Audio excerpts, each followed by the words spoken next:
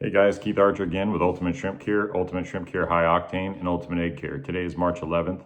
The spring Chinook are here. I don't know if you guys have been paying attention with social media, friends, those sort of things, but starting to see pictures filter through. I've seen several, two or three different people now that have caught two in a day, as well as many people that have caught singles and heard of some fish being lost. And in more places than just the Columbia or Willamette, some of the tributaries are starting to kick some fish out. So again, right on pace, right on par with normally what would happen this time of year. It is March 11th. Shoot, I remember back in 2007, March 11th, I landed three in one day. That was one day that was awful memorable early in the season. But so there's opportunities out there. The kicker is the guys that go early, their early bird gets the worm. But it does take some time and effort, and there can be a lot of trolling, a lot of rod hours before you find that first one. So it can be frustrating. But with the cooler waters, those sort of things, focus shallower, focus in that 15 to 25 feet of water, focus, in those take the lower Willamette and stuff like that, where you've got deeper water, fish that top of the water column. One of my favorite depths when I'm trolling around in that, in the Willamette itself is in the harbor, 9 poles with 6 ounces of lead. That puts me, 12, 14 feet under the surface max when I'm trolling around. And I find that to be a very successful depth through and through all the way into April. So a lot of, when we're fishing 30, 40, 50 feet of water, I'm fishing suspended. Now when I'm down in the channel and I'm in those shallower troughs, shallower places, I'm trolling, bouncing near or at bottom, where those Chinook are, traveling right on bottom. But I want to bring this on today. I wanted you guys an opportunity to kind of see some different ways that I rig my coon shrimp when I'm out trolling around or I'm anchored or doing things like that, to give us these fish another look at and another style of presentation, right? So most guys right now currently, when we run our shrimp, okay, we run them in a C shape when we're trolling them. So we'll hook them through the tip of the tail with typically a 2-hook setup. Okay, so we'll run that hook through the tail like so, having a 2-hook setup, the second hook hanging below and your spinner blade up here working, right? So conforms well, looks good, offering gets bit quite often, very common way that everybody rigs them. But one of the things that I do behind the scenes is I'll run my coon shrimp straight, okay? And when I say I run them straight here, I use an apparatus or a wire to hold that shrimp straight. So I run a blade, a lot of times a size 2, 2.5 blade. This happens to be a VIP. North Wild does some great ones.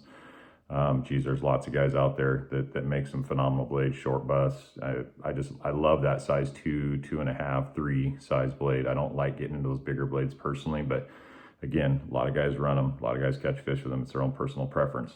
So I run a 2-hook setup here with a piece of spinner wire. And I want to show you how I do that, okay? First, I start with spinner wire itself, okay? You can buy these pre-tied where they're set, they're wrapped, and they're ready to slide beads up on if you wanted to actually make a spinner with them. But I'm not here to make a spinner. I'm here to make one of these, okay? So what I do is let me turn this where you can see it. So I take that spinner wire, I fold it up, wrap it, and then I turn the eye up to where I slide that down on my leader like so. Got one pre-tied here.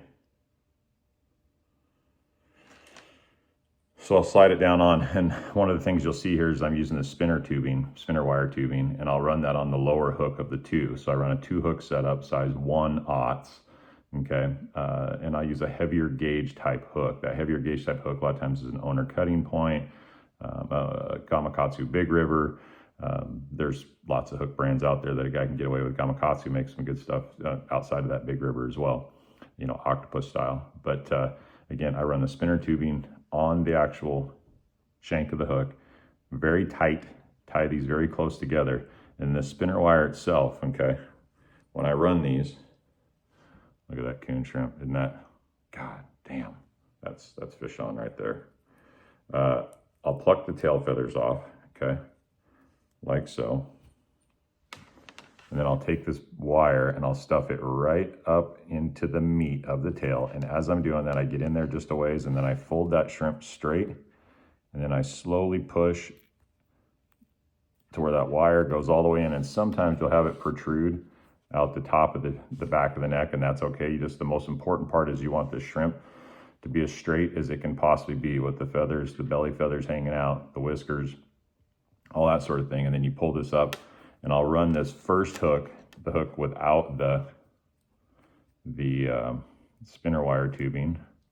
I just run it right in the belly meat here. Okay. 1 second. I got a little tangle here. Just like so. And then you just pull it right up. Just like so. Okay. And then we would run our spinner beads, blades, and such. Another blade that I would run as I slide this down on with the beads. Let me just put a couple on here. 1 second. You know, it's interesting as I approach 50 years of age, but the old eyes are getting to be garbage. It's kind of funny. Sad, but true. But anyway, I mean, doesn't that look kind of nice? That booger there. So you drag that around behind a Pro Troll or a triangle flasher and such, and I can tell you right now, sometimes just the difference in the C shape going to a straight-laced coon shrimp, small offering, size 2, 2.5 blades, it can make all the difference in the world on some of these finicky and pressured fish. So something to think about, another offering to bring to the table. If you guys have questions, love to have them in the comment section. Be sure to subscribe to the channel. These shrimp, easy to make, easy to do. You know, run the quick recipe down. You're going to use a shrimp cure, 1/3 to 1/2 a cup of shrimp cure, 3/4 cup of pickling salt, 2.5, 2 1/4 cups of water, bottled water in a quart jar. Add your coon shrimp and flip them on the daily. You know, for the first couple of weeks there, they're ready to fish within 3 to 5 days. The dyes and the chems will set in that first 3 to 5 days, and then yeah, they'll last for quite some time. But here's a batch I did on March 24th. You can still see the salt standing here, so you know you're at 100% salinity, so you know, in the solution. That's super important to help the life of the shrimp. So if you have questions, again, write them in the bottom. Here to help. Guys, talk soon.